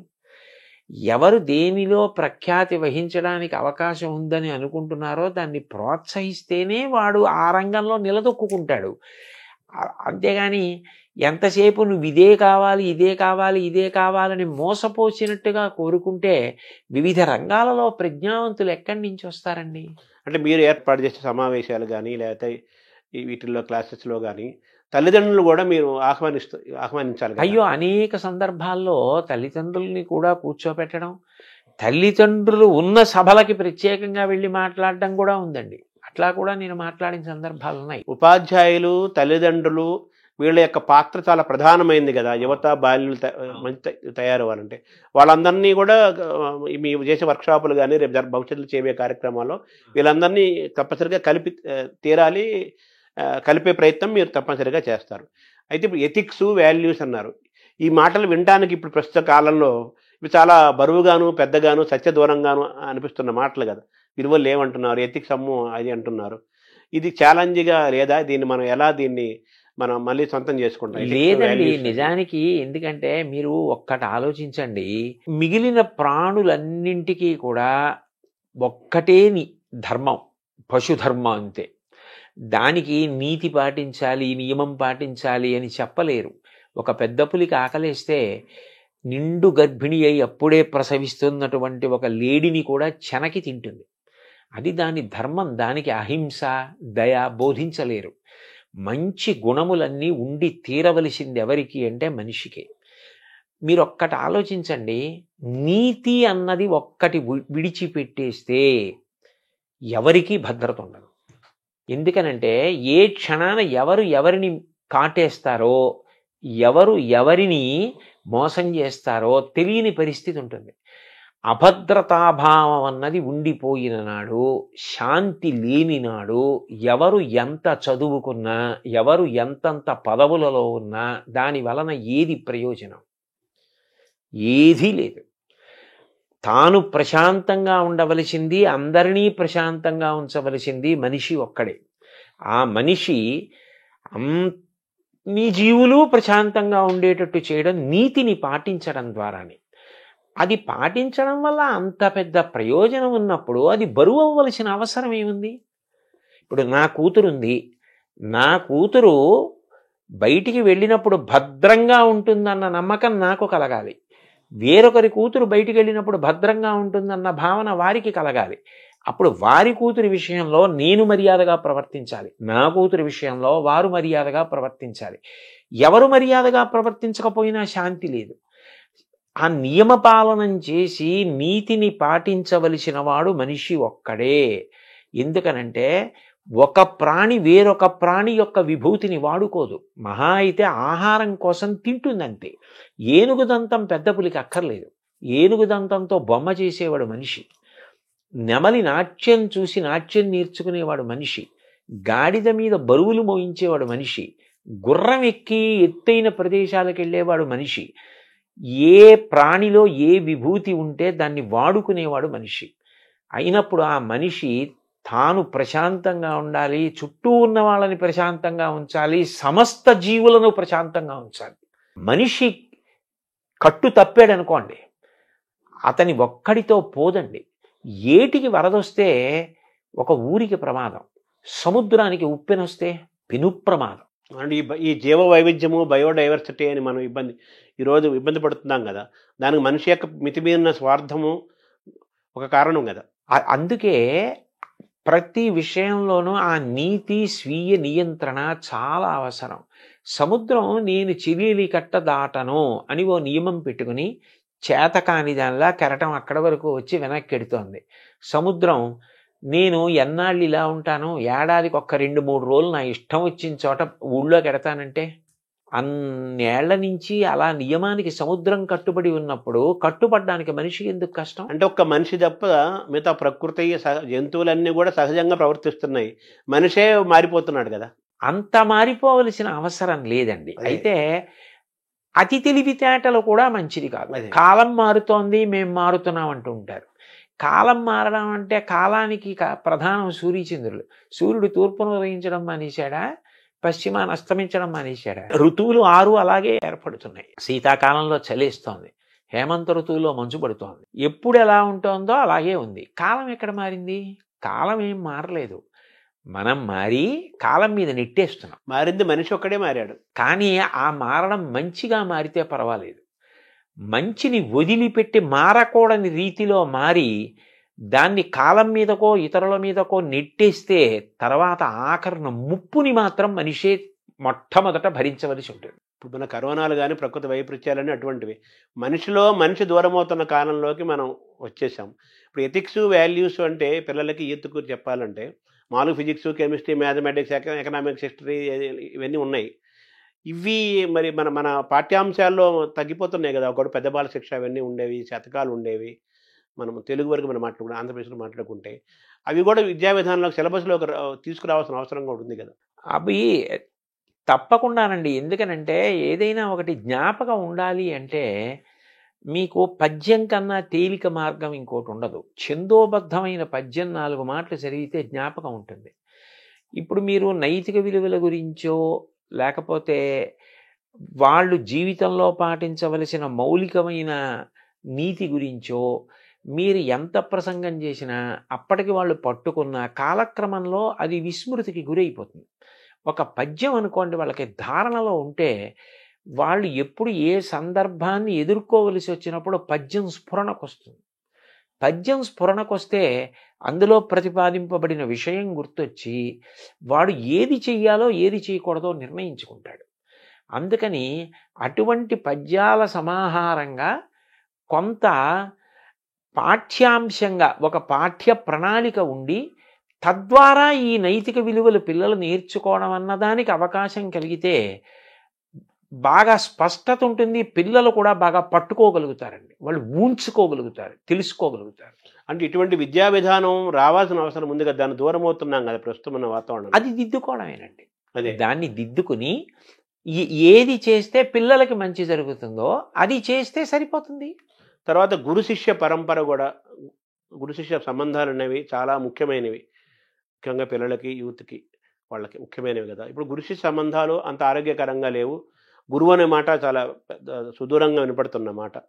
మనకు పాఠాలు చెప్పే టీచర్లు కనిపిస్తున్నారు, లెక్చరర్స్ కనిపిస్తున్నారు, ప్రొఫెసర్స్ కనిపిస్తున్నారు, కానీ వాళ్ళ మార్గదర్శనం చేసే గురువు అనేవాడు పాఠాలు చెప్పిన వాళ్ళందరూ గురువులు అవ్వరు కదా. అవును. ఎవరైతే మార్గదర్శనం చేశాడో వాడు గురువు అవుతారు, మిగతా అంతా ఒక టీచర్లు, లెక్చరర్లు, ప్రొఫెసర్లు. గురువుల అవసరం ఈ జాతికి అవసరం ఉంది. నెక్స్ట్ ఒక ఉపాధ్యాయుడు, శిష్యుడు, విద్యార్థి, ఒక గురువు, ఒక విద్యార్థి మధ్య గురు శిష్య పరంపర సంబంధం చాలా గొప్పగా ఉండే కాలం నుంచి మనం వచ్చాం, ప్రయాణం చేశాం. ఇప్పుడు ఆరోగ్యక తల్లిదండ్రులు పిల్లల మధ్య ఎలాగే సంబంధాలు కొంచెం తగ్గుతున్నాయో, గురు శిష్య సంబంధాలు కూడా మారుతున్న క్రమంలో ఉన్నాం కదా. మీ బాధ్యతలో గురు శిష్య సంబంధాలు పెంచాల్సిన అవసరం కూడా ఉంది.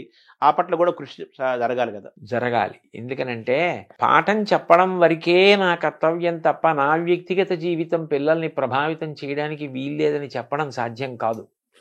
ఎందుకనంటే మీరు చూడండి, ఇది నేను కొత్తగా ఏదో చెప్తున్నది కాదు. చిన్న పిల్లల్ని పాఠశాలకు పంపిస్తారు.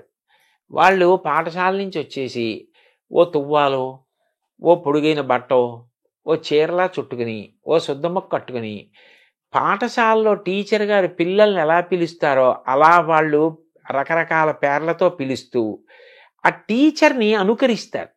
బోర్డు మీద రాస్తున్నట్టు, ఏయ్ SIT down, don't make noise అని ఆ పిల్లలు ఎవరో ఉంటారు స్కూల్లో, ఏ హంసిని డోంట్ టాక్, అలా ఆ టీచర్లో పరకాయ ప్రవేశం చేసి వీళ్ళు టీచర్ని అనుకరిస్తూ ఇంట్లో టీచర్ ఆటను ఆడుకుంటారు.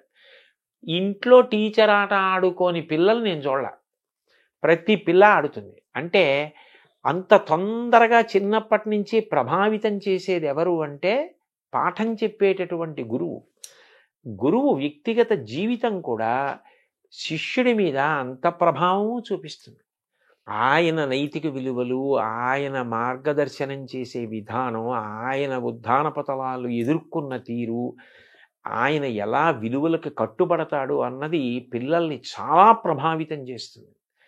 అందుకని మనం ఏ వస్తువుని ముట్టుకుంటున్నాము అన్నదాన్ని బట్టి ముట్టుకుంటున్న వాడికి కూడా దానికి తగినటువంటి రీతిలో ఉండవలసిన అవసరం ఉంటుంది. అందుకని గురువులు కూడా పిల్లలు సక్రమంగా ప్రభావితులయ్యేటట్టుగా వ్యక్తిగత జీవితంలో క్రమశిక్షణ పాటించడం అవసరమై ఉంటుందండి. అంటే మీరు ఇందాక అన్నారు, పిల్లల్లోని ప్రతిభని, పిల్లల్లోని ఆసక్తిని గమనించే వాళ్ళ తల్లిదండ్రులు పిల్లల్ని వాచ్ చేస్తూ వాళ్ళలో ఉన్న ప్రతిభని గమనించి వాళ్ళు ఆ విధంగా అటువైపు తీసుకెళ్తే వాళ్ళు గొప్పవాళ్ళు అవుతారు. ఎంచుకుని ఏ రంగమైనా కావచ్చు, సంగీతం కావచ్చు, సాహిత్యం కావచ్చు, మ్యాథమెటిక్స్ కావచ్చు. అలాగే గురువులు కూడా విద్యార్థిలోని ప్రతిభని గమనించి ప్రోత్సహించి మార్గదర్శనం చేసేవాడు. గురువు యొక్క పాత్ర కూడా చాలా గొప్పది కదా. చాలా గొప్పదండి. సో తల్లిదండ్రులకి ఎలాగైతే పెంపకము ఎలాగైతే మనం అనుకున్నామో వాళ్ళకు కూడా క్లాసులు చెప్పాలి, వాళ్ళకు కూడా మనం బోధించాలి, వాళ్ళలో కూడా మార్పు రావాలి అని అనుకుంటున్నాము. గురువులకు కూడా పాఠాలు చెప్పాల్సిన పరిస్థితిలోకి వచ్చేసింది కదా ఇప్పుడు. అవి కూడా చేపడతారా మీరు?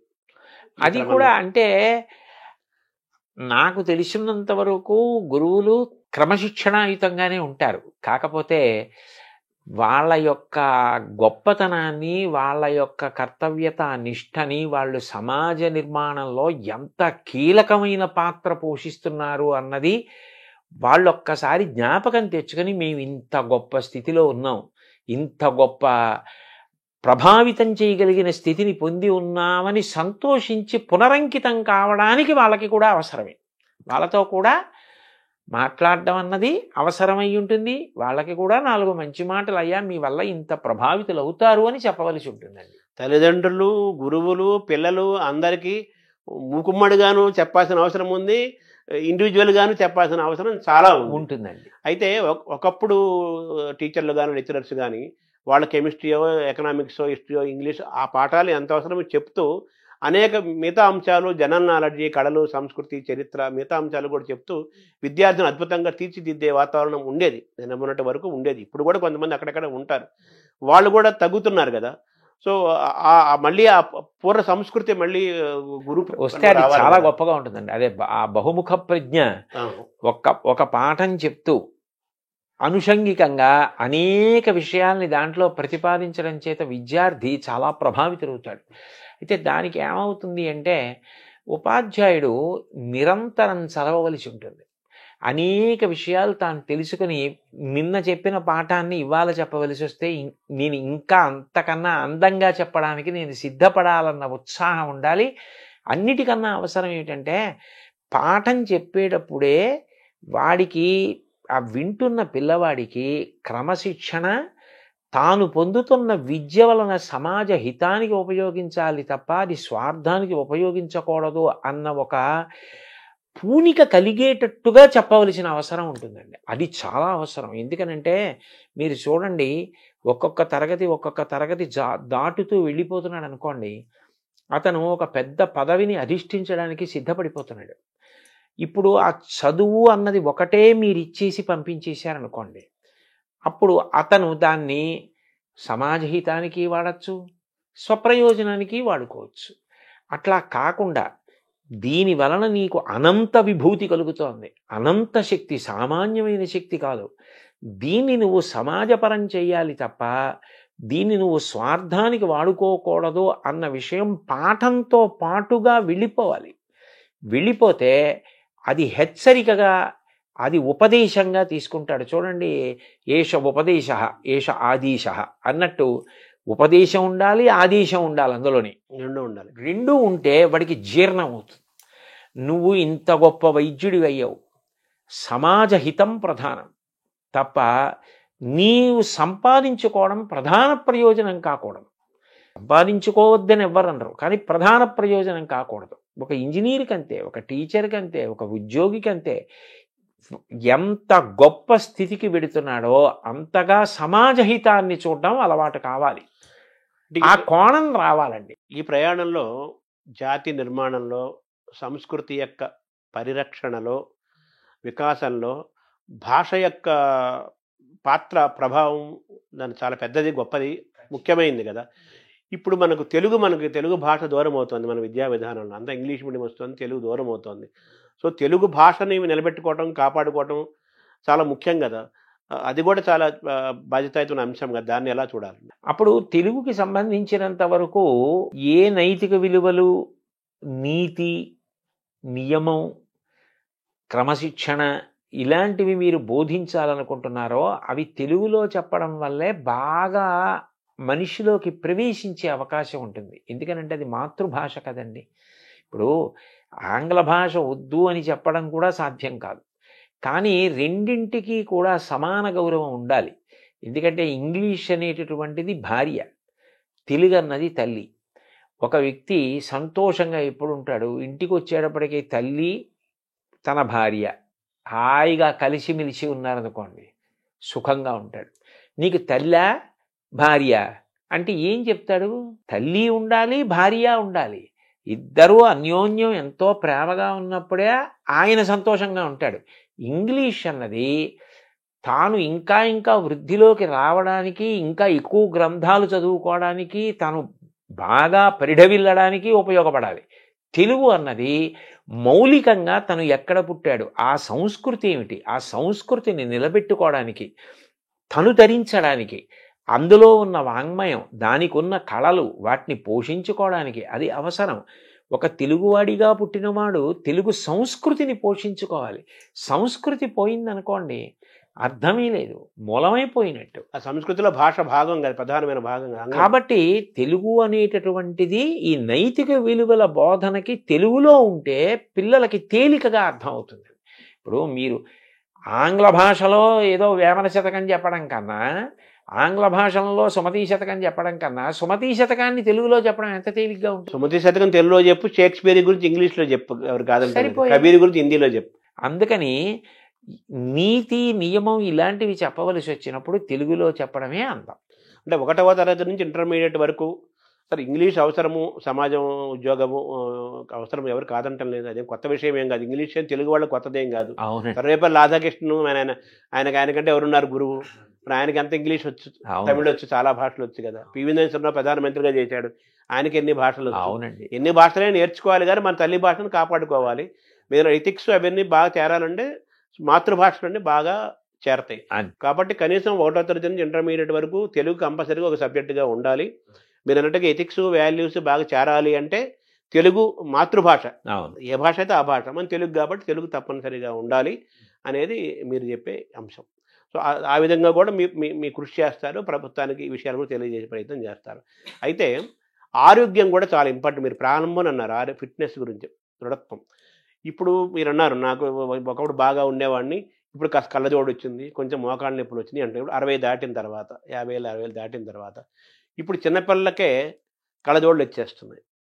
సో కాబట్టి ఆరోగ్యం కూడా చాలా ఇంపార్టెంట్ కదా. సో ఆరోగ్యం పట్ల ఒక అవగాహన కలిగించటము, ఆహార నియమాలు ఇవి కూడా యువతని బాల్యాన్ని శక్తివంతంగా నిర్మాణం చేయడంలో ఆరోగ్యం యొక్క పాత్ర చాలా ముఖ్యం కదా. వాటిని కూడా మీరు టచ్ చేస్తారా? ఖచ్చితంగానండి, అనుమానం లేకుండా. నేను పిల్లల్ని ఉద్దేశించి చేసినటువంటి ప్రసంగాల్లో దీన్ని స్పృశించకుండా ఎప్పుడూ మాట్లాడను. ఎందుకనంటే అసలు మూలం శరీరమే కదండి. శరీరం అన్నది అత్యంత ప్రధానమైనటువంటి విషయం. అందులో ఏది పడితే అది పడేస్తే అది ఆరోగ్యంగా ఉండమంటే ఎట్లా ఉంటుంది? దాంట్లో ఏది వెళ్ళాలో అది విడితేనే అది మీరు చేయవలసిన పనికి అనుగుణంగా మీకు సహకారం చేస్తుంది. కాబట్టి దాని విషయంలో పరాకు పనికిరాదు. 2, మీరు ఒకటి గమనించండి, అనారోగ్యం తనంత తాను మీ ప్రమేయం లేకుండా అనుకోకుండా వచ్చిందనుకోండి, అది వేరు, దానికి ఎవరిది తప్పు కాదు. ఆరోగ్యం మీద ప్రభుత్వం కోటాను కోట్ల రూపాయలు ఖర్చు పెట్టవలసిన అవసరం లేకుండా పౌరులు ఎవరికి వారు ఆరోగ్యంగా ఉండడం పట్ల జాగ్రత్త వహించడం అలవాటై జాతి గౌరవంగా ఆరోగ్యంగా ఉండడం అలవాటు చేసుకుందనుకోండి, వైద్య ఆరోగ్య శాఖ మీద ఎంత ఖర్చు తగ్గుతుందంటారు? ఒక్క డిస్పోజబుల్ నీడిల్ వాడాలి అంటే, కొనాలి అంటే ఎంత అవుతుంది? ప్రతిరోజు కొన్ని లక్షల మందికి ఆ రక్తం తీయాలి అంటే డిస్పోజబుల్ నీడిల్స్ వాడాలంటే ఎన్ని కోట్ల రూపాయలు అవుతుంది. అది వాళ్ళ ప్రమేయం లేకుండా వాళ్ళు ఏ తప్పు చేయకపోయినా ఏదో అనారోగ్యం వచ్చిందనుకోండి, అది ఎవరు దాన్ని తప్పు పట్టరు. కానీ తను తినకూడనివి తినడం, తను త్రాగకూడనివి తాగడం, తను వ్యసనపరుడు కావడం, తను వ్యాయామం చేయకపోవడం, 4 అడుగులు నడవకపోవడం, వయస్సులో ఉండి 1 కిలోమీటర్ కూడా పరిగెత్తకపోవడం, అసలు సంధిబంధముల పట్ల జాగ్రత్త లేకపోవడం, దాని వలన అనారోగ్యం తెచ్చుకోవడం, వేలకి వేలు లక్షలకి లక్షలు ఖర్చు అయిపోతూ ఉండడం, ఇదంతా నిరర్ధకమైన విషయం కదా. అది 2 మానసికంగా కూడా చాలా తీవ్రమైన పరిస్థితిని కల్పిస్తుందండి. ఇప్పుడు నేనే ఉన్నాను, ఎక్కడికో ప్రవచనానికి వెళ్ళాలి. నేను ప్రవచనానికి వెళ్ళడం నా ఆరోగ్యం ఒక్కటి దాని మీద ఆధారపడదు. చుట్టుపక్కల ఉన్న వాళ్ళు కూడా ఆరోగ్యంగా ఉన్నప్పుడే అందరూ ఎవరి కర్తవ్యం వాళ్ళు చేయగలరు. వినేవాడు కూడా ఆరోగ్యంగా ఉండాలి, అది మీరు చెప్పింది వాడు వినాలి కదా. అందుకని ఇది చాలా అవసరం అండి, చాలా చాలా ముఖ్యమైన విషయం అది. సో విద్యాశాఖ, సాంస్కృతిక శాఖ, క్రీడా శాఖ, ఇన్ని శాఖల మధ్య సమన్వయం చేసుకుంటూ వెళ్ళాలి. మీరు అంత బాధ్యత గల పాత్రలోకి మీరు పోషించాల్సి వస్తుంది. అంటే నేను పోషించడం చెప్పడం వరకు మీ వరకు మీ మనసులో ఒక ప్రణాళిక అది అక్కడ వరకు. ఇవి అన్నీ కూడా విద్యార్థుల విషయంలో అత్యంత అవసరమైన విషయాలండి. నా వరకు నాకైతే విద్య నేర్పుట అన్న మాటలో పిల్లాడికి చదువు చెప్పడం, పుస్తకాల్లో ఉన్న విషయం చెప్పడం ఒక్కటి కాదు అని నేను బాగా నమ్ముతాను. ఒక పిల్లవాడు శారీరకంగా పెరగడం, మానసికంగా పెరగడం, నీతి నియమాలు తెలిసి ఉండడం, భగవంతుడు వాడికి ఏ తెలివితేటలు ఇచ్చాడో ఆ తెలివితేటల్లో వాడు చాలా బాధ్యత కలిగిన పౌరుడు కావడం. విద్య, ఆరోగ్యము, క్రీడలు, కళలు, చరిత్ర, సంస్కృతి, మానసిక, శారీరక, సామాజిక అన్ని రకాల వైభవాన్ని వాడు పొందాలి.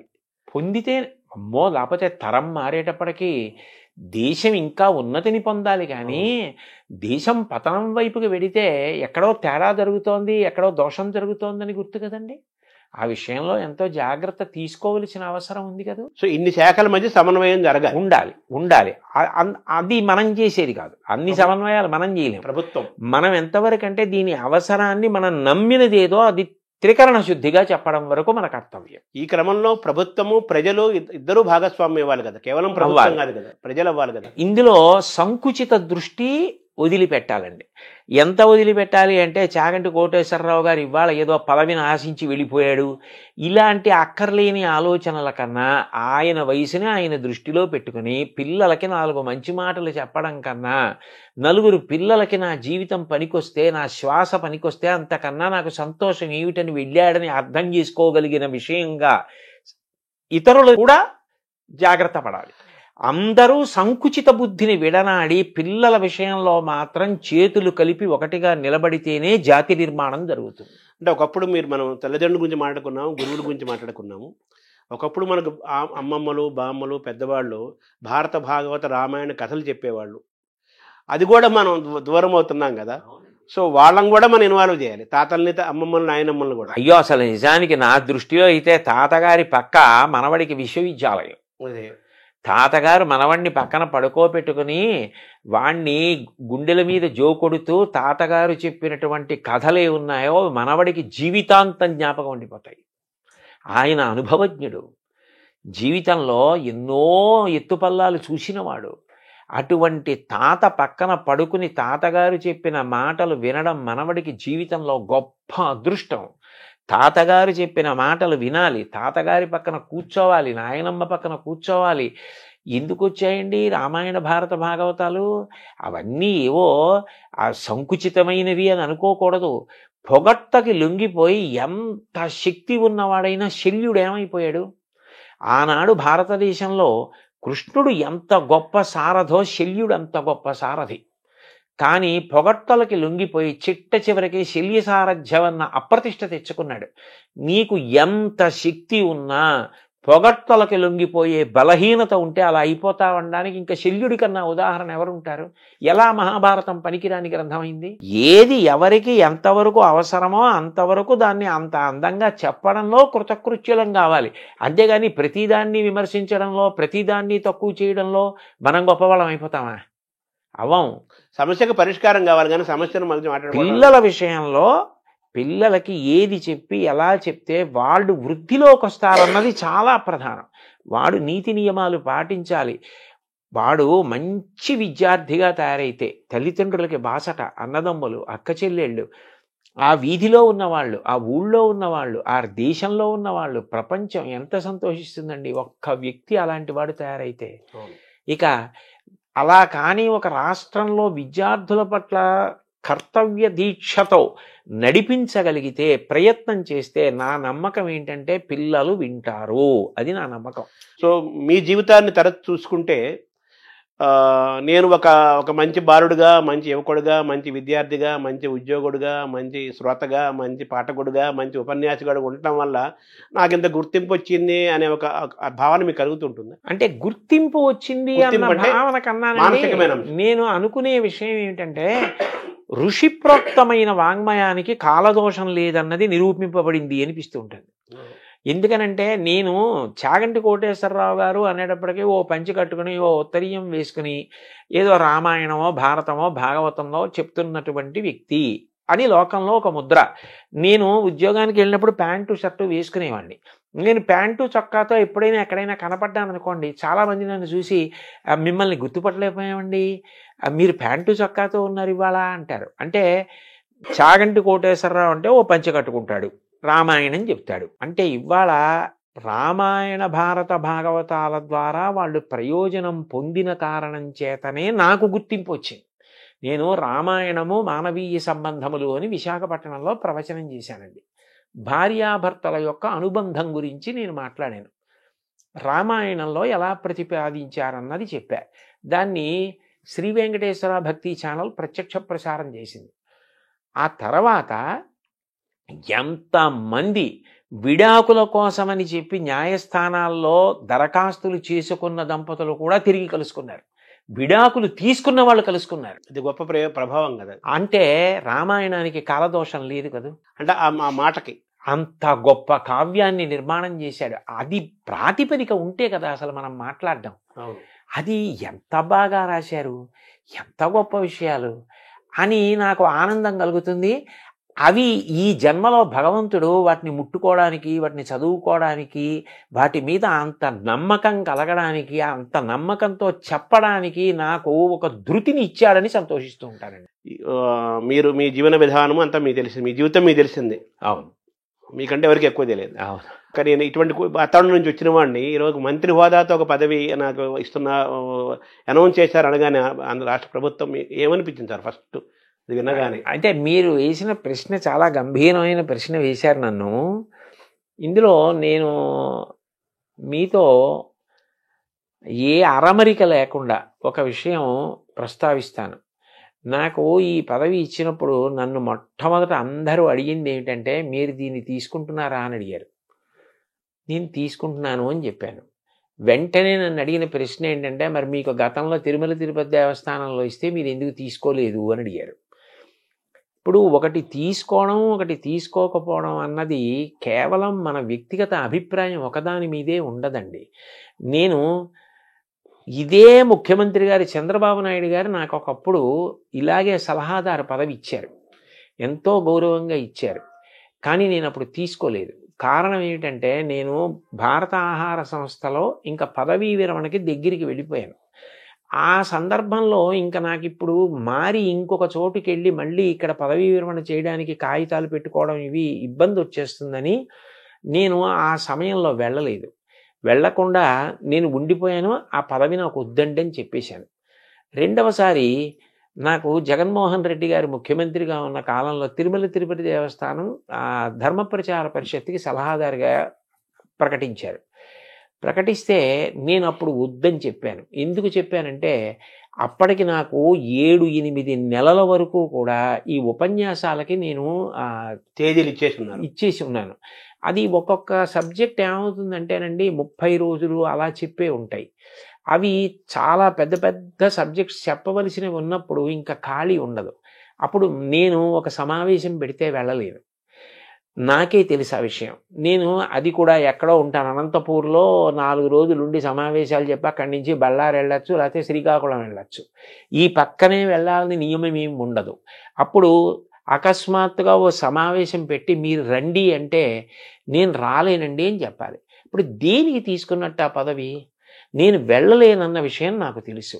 వాళ్ళు నన్ను అడిగింది ఏమిటి? సలహా చెప్పండి ఏదైనా అని అడిగారు. నేను ఏం చెప్పానంటే, దానికి నాకు పదవి వద్దండి. కారణం ఏమంటే, నేను ఇంత ఒత్తిడిలో ఉన్నాను, నేను రాలేని సమావేశాలకి. నా వలన నిజంగా మీకు ఏదైనా సలహా కావాలి అంటే పదవే అక్కర్లేదు, మీరు నాకు ఫోన్ చేసినా నేను చెప్పగలిగింది అయితే చెప్తానండి అని చెప్పా. అట్లాగే నేను చెప్పిన ప్రవచనాలు వెంకటేశ్వర భక్తి ఛానల్ వారు ఎన్నో సంవత్సరాలుగా వేస్తున్నారు. నేను ఎప్పుడు వాళ్ళు ఏది అడిగినా నేను చెప్పినవి వాళ్ళకి ఇచ్చా. నేను ఎవరి దగ్గర పైసా పుచ్చుకోను. అందుకని అప్పుడు ఆ పదవి తీసుకోలేదు. ఇప్పుడు పదవీ విరమణ చేసేసాను. ఇప్పుడు నాకు ఏదో కొన్ని ఉపన్యాసాలు నేను ఒప్పుకున్న ఉన్నాయి. కానీ నేను దీని గురించి ఒక స్పష్టత వచ్చి పిల్లలకి చెప్పడానికి నేను కాలాన్ని ప్రణాళిక చేసుకోవడానికి నాకు అవకాశం ఉన్నటువంటి సమయం. అందుకని ఇది అంగీకరించాను. కానీ యథార్థానికి నాకు ఈ స్థాయి కావాలి, ఆ స్థాయి కావాలని నేను అడగలేదు. బహుశా ఏ ప్రేమ చేతనో లేకపోతే ఈయనకి ఇచ్చిన కర్తవ్య నిర్వహణలో ఇది ఆయనకి సానుకూలం అవుతుంది అన్న ప్రేమ చేతనో వారు అట్లా ప్రకటించారు.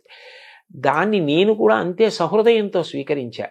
కానీ నా ప్రధానమైన ఉద్దేశ్యం మాత్రం ఒక్కటే, నేను పిల్లలకి ఉపయోగపడగలిగిన 4 మంచి మాటలు పిల్లలకి చెప్పగలిగిన నా వల్ల ఒక్క పిల్లవాడు తన మార్గాన్ని మార్చుకుని చెడు వైపుకు వెడుతున్న పిల్లవాడు ఇది చెడు వద్దు అని మారగలిగిన నీ దేశానికి గొప్ప సేవ చేసినట్లు భావిస్తా.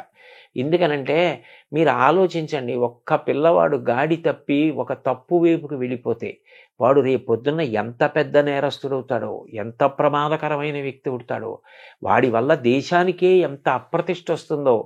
నేను చెప్పిన మాటలు ఒక్క పిల్లాడినటువంటి మార్గం నుంచి తప్పించగలిగాయనుకోండి, మా అమ్మ 9 నెలలు కష్టపడి కని ప్రసవ వేదన పొంది నన్ను ప్రసవించినందుకు నా జన్మకి సార్థక్యం. ఒకటి మాత్రం నేను మనసు విప్పి త్రికరణ శుద్ధిగా చెప్తున్నాను శర్మగారు మీకు, నేను బ్రతికినంత కాలం బ్రతకను. ఎందుకనంటే 65 ఏళ్ళు వచ్చాయి, ఇంకో 65 ఏళ్ళు మాత్రం ఒక్కనాటికి బ్రతకను. నాకు ఎంతో ఓపిక ఉండే కాలం మహా అయితే ఇంకొక 6 ఏళ్ళు 7 ఏళ్ళు. ఆ తర్వాత శరీరం శిథిలం అవడం అనేది సహజంగా ఉంటుంది. ఇంత ఓపిక కూడా ఉండదు. ఇంతకాలం నయా పైసా ఆశించకుండా ఆధ్యాత్మిక ప్రవచనాలు చేశా. నా కోరిక ఏమిటంటే ప్రవచనాలు మానేస్తానని కాదు, కానీ 10 మంది పిల్లలకి నేను ఉపయోగపడగలిగితే, తల్లిదండ్రులకి, కుటుంబాలకి, ప్రభుత్వాలకి, దేశానికి నేను ఇంతకన్నా ఏ సేవ చెయ్యాలి?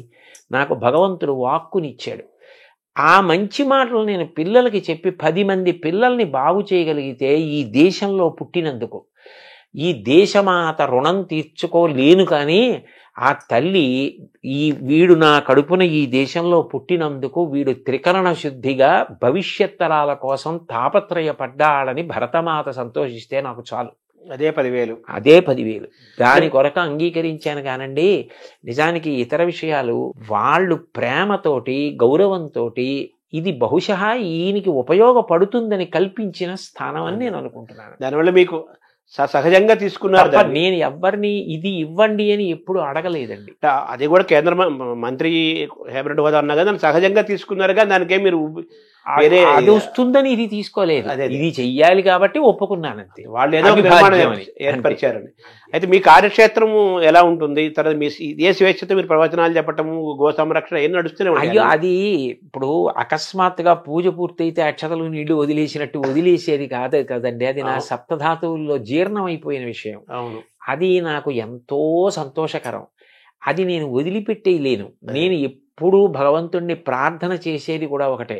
నేను ఒక ప్రవచనం చేసేటప్పుడు నా దృష్టి అన్య విషయాల వైపుకి వెళ్ళదు. ఎప్పుడైనా పూజ చేసేటప్పుడు వెళ్ళొచ్చేమో, జపం చేసుకునేటప్పుడు వెళ్ళొచ్చేమో, ప్రవచనం చేసేటప్పుడు కుదరదు. ప్రవచనం చేసేటప్పుడు దాని మీదే ఉంటుంది దృష్టి. అంటే ప్రవచనం చేసేటప్పుడు నేను వెళ్ళిపోగలిగితే భగవంతుని వైపే దృష్టి పెట్టి వెళ్ళిపోతానని నాకు ఒక పెద్ద ఆశ. అలాంటిది నేను ప్రవచనాలు వదిలేస్తానని ఎలా అనుకుంటాం? వదలలేను. కానీ నేననేది ఏంటంటే ప్రవచనానికి విద్యార్థులకి సంబంధం లేదని అనుకోకూడదు. నేను మొన్న విశాఖపట్నంలో ప్రవచనానికి వెళుతుంటే బోలెంతమంది పిల్లలు ఉన్నారు. నేను ఎందుకో వచ్చారు లా ఉందనుకుని సభలోకి వెళ్ళిపోయారు. రెండో రోజు కూడా సభలోకి వెళుతుంటే పిల్లలు అందరూ ఉన్నారు. నేను అందులో ఒక అమ్మాయిని పిలిచి అడిగా, అమ్మాయి ఏమి నువ్వు వచ్చావు అని అడిగాను. అడిగితే ఆ పిల్లంది, మాకు ఇది ఆధ్యాత్మిక ప్రవచనంలా అనిపించదండి, మాకు ఇందులో మేము పాటించవలసిన విషయాలు అనేకం అర్థమవుతున్నాయి. రాటు పోటు తట్టుకుని నిలబడ్డం అంటే ఏమిటి అన్నది మేము రాముడి గురించి మీరు చెప్తున్నప్పుడు వింటున్నాం. ఏ వయసు అమ్మాయి సార్? ఆ అమ్మాయి ఆ పక్కనే గాయత్రి ఇంజనీరింగ్ కాలేజ్ అని ఉన్నది, అందులో చదువుకుంటున్నటువంటి పిల్ల. అంటే ప్రవచనంలోనే అంతర్భాగంగా వాళ్ళు ఏరుకోగలుగుతున్నారు.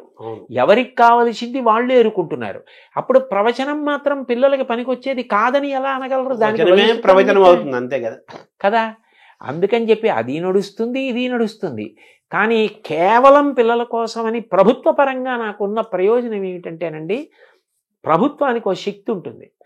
పిల్లలందరినీ కూర్చోపెట్టగలదు, ఉపాధ్యాయుల్ని కూర్చోపెట్టగలదు, తల్లిదండ్రుల్ని కూర్చోపెట్టగలదు. ఎక్కడైనా సమన్వయంలో మనం ఈ మార్పు చేద్దాం, ఇది బాగుంటుంది అనిపించింది అనుకోండి, చెయ్యగలదు. వాళ్ళది సార్వభౌమాధికారం.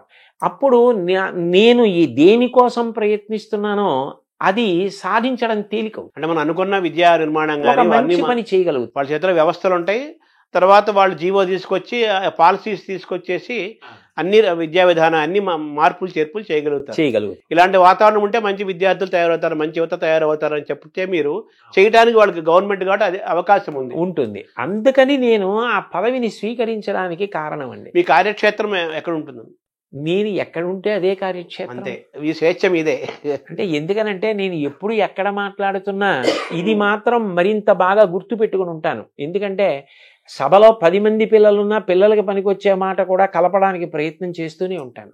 అప్పుడు నేను ఎప్పుడు ఎక్కడ ఏది మాట్లాడుతున్నా నాది కార్యక్షేత్రంగానే మాట్లాడుతూ ఉంటాను. సో మీలో ఉన్న ఆనందాన్ని గమనిస్తుంటే ఏదో స్కూల్ కొత్త పుస్తకాలు గురించి పిల్లవాడు ఎంత ఆనందపడతాడో అలాగా మీరు నాకు చాలా ఇష్టమైన పనికి మీకు బాగా దగ్గర అవుతున్నాననే ఒక ఆనందం మీరు నాకు అనిపిస్తుంది. చాలా సంతోషం శర్మ గారు. మీతో నేను మనసు విప్పి ఈ సందర్భంలో ఒక విషయం చెప్తా. సాధారణంగా ప్రవచనాలకి పిలిచేవాళ్ళు ఏదో రామాయణం చెప్పండి, భారతం చెప్పండి, భాగవతం చెప్తాడు అంటారు. నేను అంత సంతోషంగా చెప్తా. కానీ పిల్లలకి చెప్పడానికి అన్న కోరిక తీరాలని నేను పదవీ విరమణ చేసేసిన తర్వాత ధర్మవర్ధిని అని ఒక సంస్థని పెట్టి నేను ₹1,00,000 ఇచ్చాను ఆ సంస్థకి. ఇచ్చి ఆ సంస్థ పని ఏమిటంటే పిల్లల్ని ఉద్దేశించి మాట్లాడడం. దానికోసం ఒక పుస్తకం కూడా తయారు చేసి శ్రీకాకుళంలో డాక్టర్ హర్షవల్లి గారని నాకు సోదరీ సమానురాలు, ఆవిడ దగ్గర ఆ పుస్తకాన్ని ఆవిష్కరించి పిల్లలకు ఉచితంగా ఇచ్చి వాళ్ళకి శిక్షణా తరగతులు నడిపాం. అంటే ఇవాళ ఇందులోకి వెడుతున్నాననే కాదు, పదవీ విరమణ 2018లో చేసినప్పటి నుంచి నాకు ఈ ఆధ్యాత్మిక ప్రవచనంతో పాటు పిల్లలకి ఏదో చెయ్యాలి, పిల్లలకి మంచి చెప్పాలని ఏదో తాపత్రయం అండి. అందుకని ఇప్పుడు అది నాకు మరింత తేలిక కదు. అందుకని సంతోషంగా అంగీకరించాను. సంతోషం దిగునీకృతమైంది. ఆ సంతోషం మీకు కనపడటం నాకు మరీ నాకు కనిపించింది. అది చాలా పిల్లగాడికి కొత్త పుస్తకాలు కొంటే ఆ వాసన పుస్తకాలు ఇష్టం. అలాగే మీరు పిల్లలకి ఇంకా దగ్గర అవుతున్నాం. అవునండి. హాయిగా మనం స్వేచ్ఛగా చేస్తున్నాం. అవును. ఆధ్యాత్మిక ప్రవచనాలు ఎలాగో ఉంటాయి. మనకు మనసులో గోరక్షణ, పిల్లల్ని తయారు చేయడం మీకు బాగా ఇష్టమైన అంశాలు ఈ రెండు. అవునండి. ఈ రెండు సాగుతాయి. అవును. మిమ్మల్ని సద్వినియోగం చేయాల్సిన అవసరం అందరికీ ఉంది. మిమ్మల్ని